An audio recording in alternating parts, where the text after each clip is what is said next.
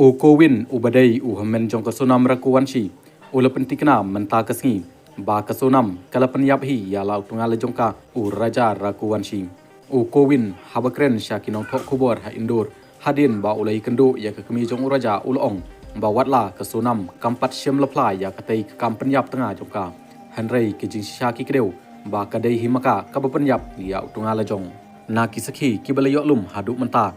kalatikna hadu 6% ba kala penyap ia utungal jong bat baro kibadan kti ban penyap ia uraja kidai kibadan jingya dai suda bat uraj kushwaha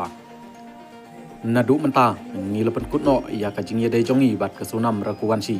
ngapan map ia ka ying jong uraja uyuthu ru ba kesunam kamju yathu setia ia ka kemi jongka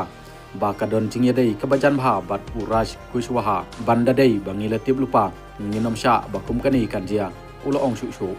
kadon ru kajing keno balapan bet kerki ya kani kajing yatho jong kasonam bat uraja hanrei ukowin uyathu ba ya katarik labu katba kum kajing ta jong ulung do niam uba pen yatho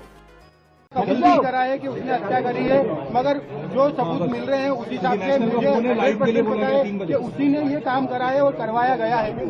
अच्छा, आपकी नाम के साथ जो बाकी लोगों के नाम है वो सब कंफर्म हो गए? हाँ, वो एक्चुअली सब नाम राज कुशवाहा से रिलेटेड है, इसलिए मुझे कंफर्म है कि वो सही है। अच्छा, आपने परिवार से क्या माफी मांगी यहाँ पर जो आपने शादी करवाई थी, उसके बाद आप भावुक हुए, माँ से गले मिले, रोए, आपको पश्चाताप है क्योंकि यहाँ पर एक बेटा खत्म हो गया है? देखिए, मैं कोई होता नहीं हूँ परिवार से माफी मांगने वाला, तो मैंने माफी तो मांग ली है, मगर